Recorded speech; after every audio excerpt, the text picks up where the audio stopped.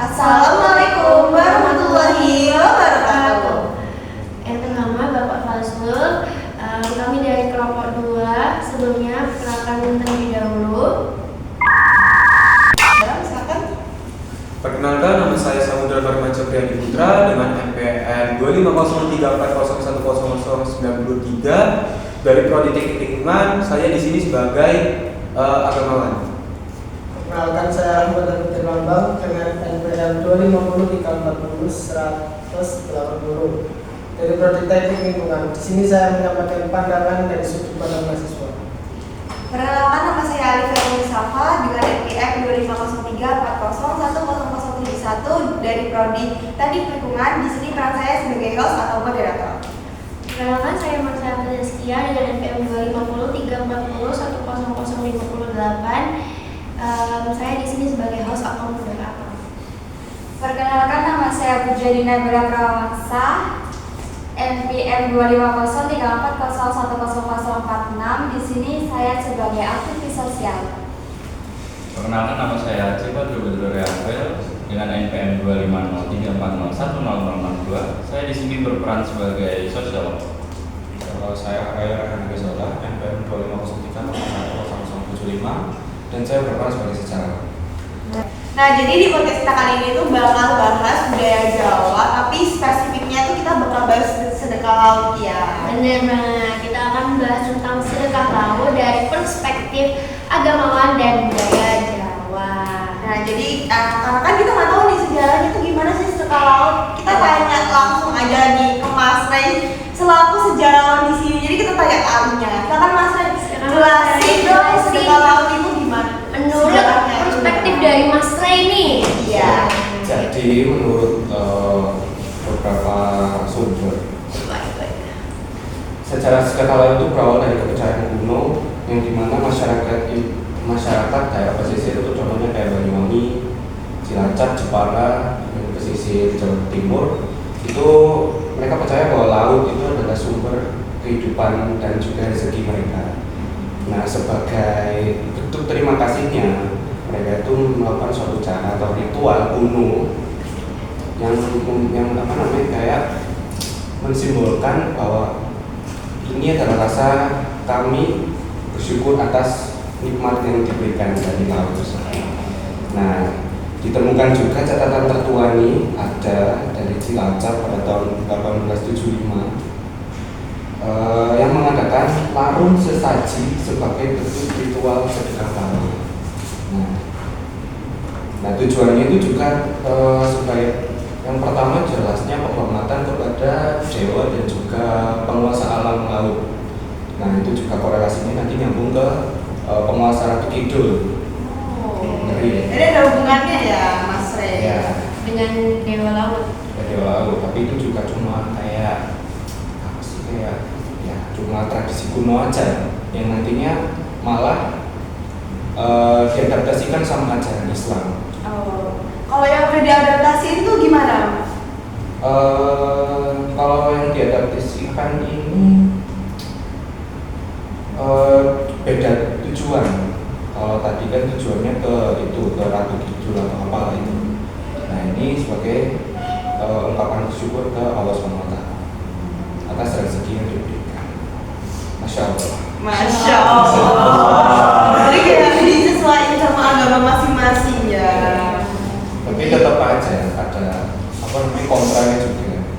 Banyak orang itu menyebut bahwa ini adalah suatu hal yang musyrik atau menduakan Tuhan.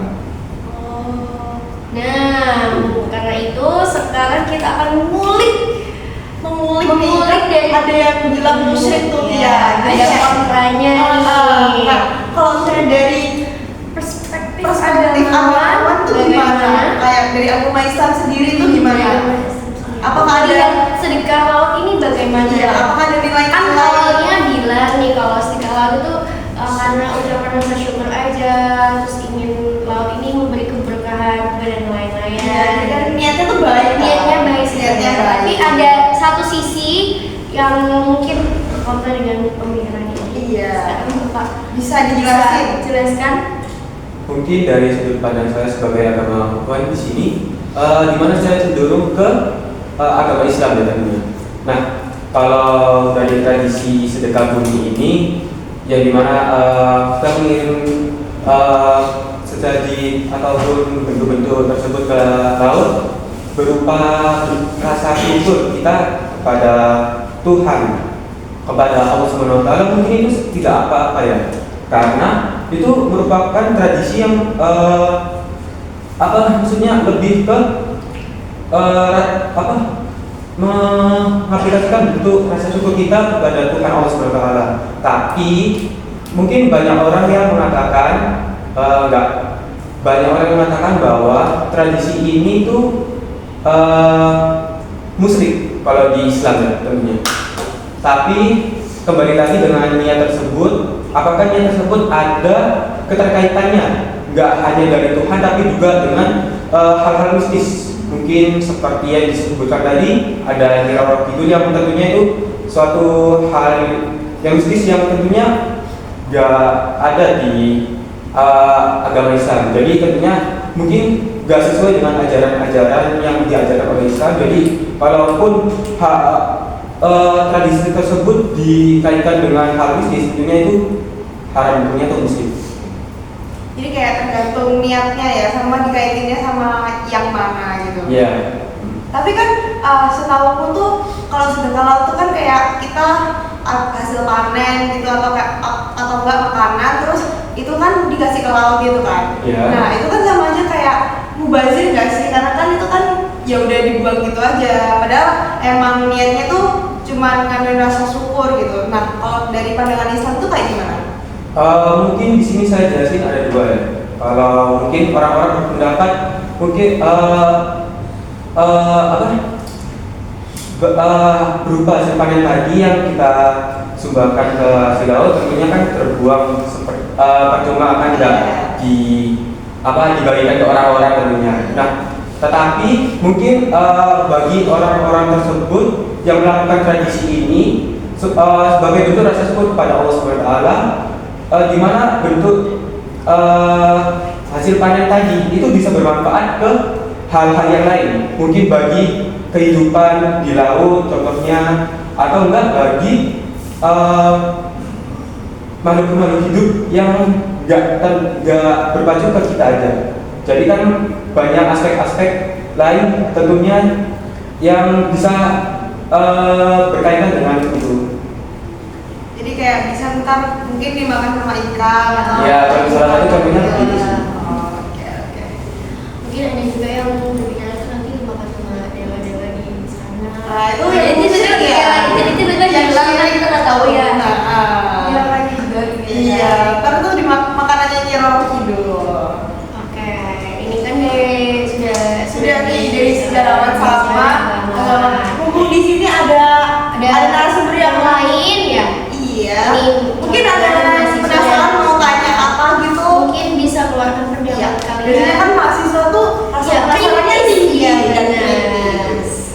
Mungkin bisa Menurut saya tentang tradisi ini ya, tradisi ini itu bukan sekedar ritual adat, tapi juga dapat mempererat solidaritas sosial, rasa syukur dan kesadaran religius di kalangan para nelayan. Dari perspektif akademik, tradisi ini menunjukkan bagaimana budaya lokal dapat harmonis dengan ajaran Islam, sekaligus menjadi media pendidikan nilai-nilai sosial dan spiritual bagi generasi muda. Jadi meskipun ini dinilai ada yang musyrik, ada yang mubazir lah, itu bisa buat pelajaran mahasiswa dan anak-anak generasi bangsa. Oh, jadi Ini kayak sedikit dari saya. kayak diambil sisi positifnya aja ya. Ya. Oke. Terus gimana nih menurut kalian nih yang ini dua orang kayaknya diem-diem aja ya dari tadi. Bisa nggak Mungkin sih? dia lagi ini emang Lagi mencerna lagi mencerna ya.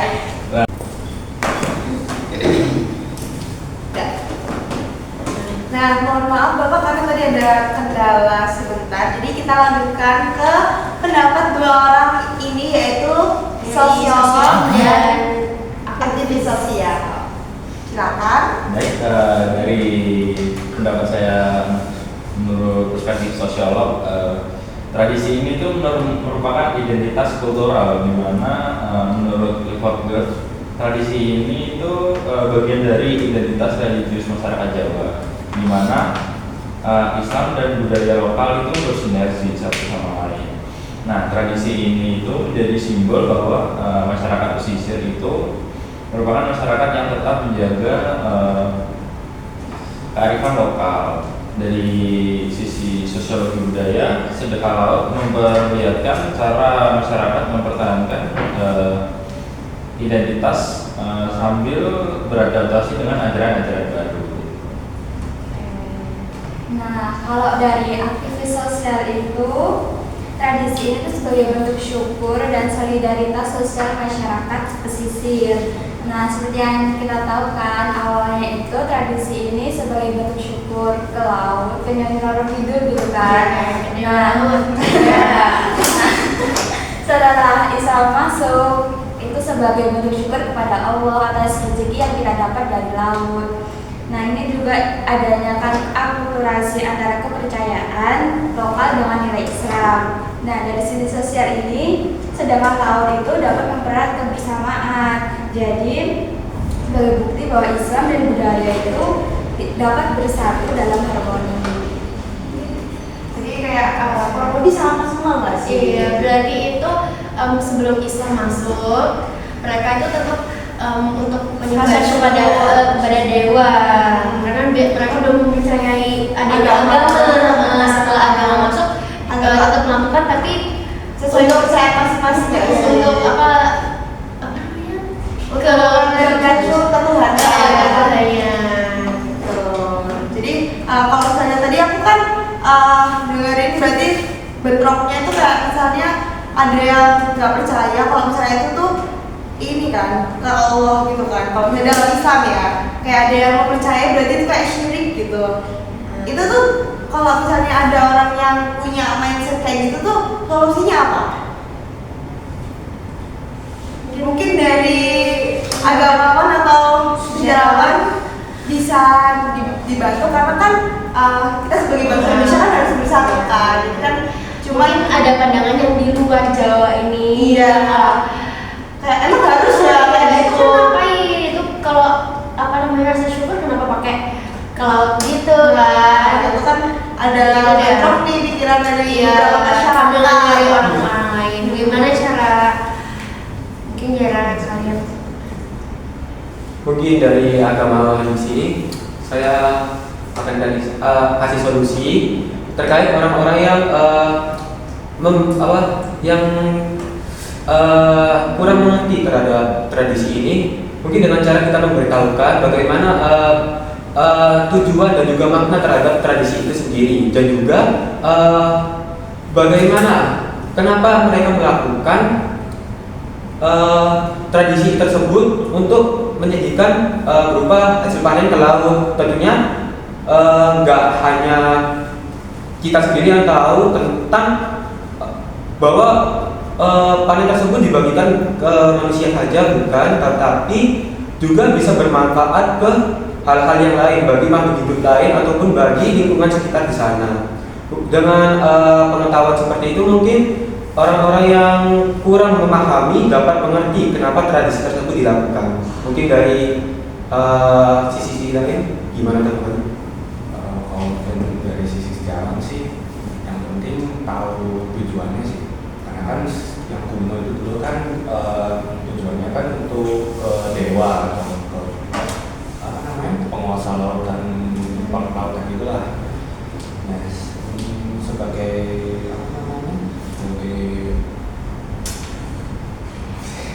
Sebagai rasa syukur. Sebagai kita yang merasa syukur terhadap rezeki yang diberikan itu